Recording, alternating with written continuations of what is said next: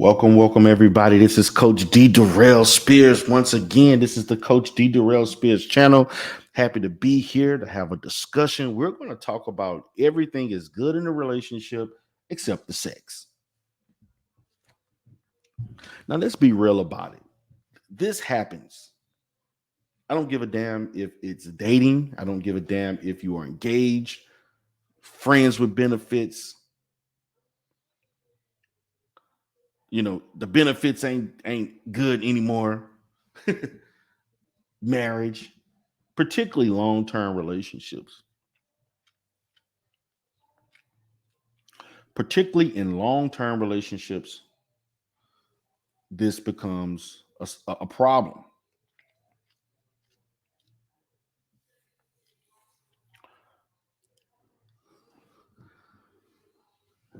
These things, again, are things that lead to cheating, things that leads to, this is the reason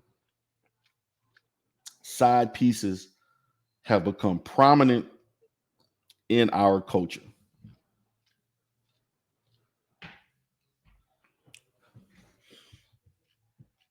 Usually, when sex is everything is good except the sex, is because you're not approaching the relationship. All other aspects of the relationship are not approached the same way sex is.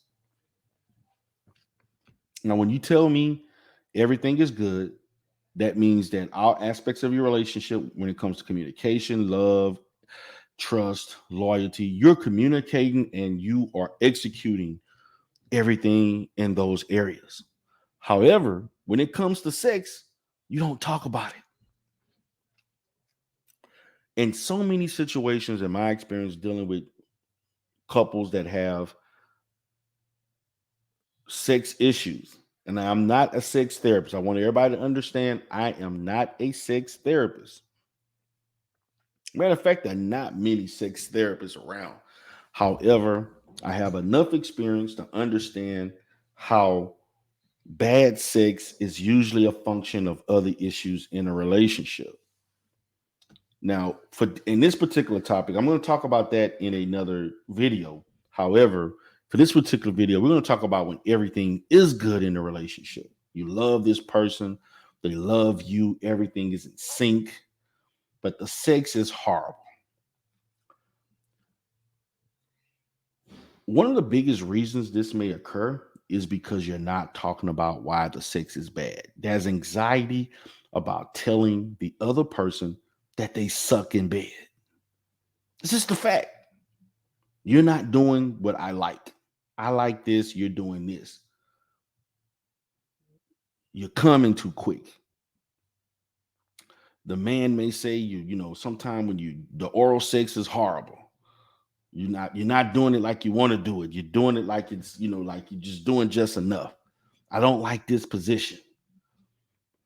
I wish the sex could last longer, or the orgasms are not intense enough,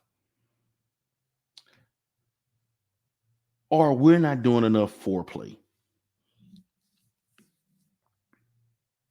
Are we doing the same position over and over and over? Commonly in marriages, that's what I usually would get. We do the same thing the same way over and over and over. Becomes redundant. Or in situations, stress. Or there's some other underlying issue that is not talked about, and we think everything is good, but we actually have a problem that we refuse to discuss that may cause a blockage in having better sex. So, the key to ending this issue is to openly discuss how the sex is and why you're both not being pleased, or one person is not being pleased. Either or. To me, bad sex is when one partner is not satisfied. Good sex is not, even if one person is, the other's not. That's bad sex, because sex is meant for both partners to enjoy it the same. They both should be satisfied, not just one person. Bad sex is when one person does everything and the other person does nothing. Pillow princesses. are agents of bad sex.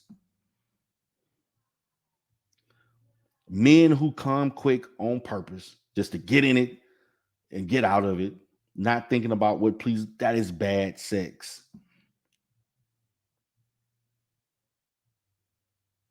Not doing things to please the other partner just to get yourself off, that's bad sex. However, the person who's at the bad end of the stick in so many situations refuses or is uneasy about telling their partner because they feel that it may cause other problems. It is not an easy thing to tell your partner, you're not doing it for me. It is not easy to tell your partner that they are inept in giving you the pleasure that you desire. With that being said, this is all the reason. These examples are all the reason that you should be telling them this so that you don't have to continue experiencing it. So in being coached through this, we are learning to create a level of comfortability in which both parties are open to hearing some uncomfortable statements about their performance in the bed. And some feelings may be hurt, but it's okay. We can get through that. But we're making steps to alleviate this problem. And there are so many people who have relationships for years and years, married for years, and they never enjoyed the sex. But they love the fact of being married. They love the fact that I have a wife, I have a trophy wife, I have a wife that takes care of everything. The optics look great in public. I'm fine. And there are so many people that endure being in bad relationships like this. With this, I'm sorry, not bad relationships, but being in relationships that they don't enjoy having sex with the partner. It's almost like work. I've had luckily I have healed a lot of relationships like this. I've had I had two relationships in my 16 years of doing marital counseling. Two relationships that I can think of. One a white couple, one a black couple, in which they got a divorce due to not having sex. The other several others, um, usually bad sex was a function of other issues, and once those other issues were dealt with, the sex got better. The need to want to have sex and the wants to do it improved over time. So please, guys, appreciate you all for being here to listen to my commentary on everything is good in a relationship except the sex. Please give me your opinion of what I've stated, even your own experience. Again, I have my email address that you can look up on my page. I know some of these things are very intimate and you may not want to talk about, particularly in the comment section, particularly on a topic like this. But you can email me at Coach D. Durrell Spears TV at gmail.com. I appreciate you all for listening. Have a great day.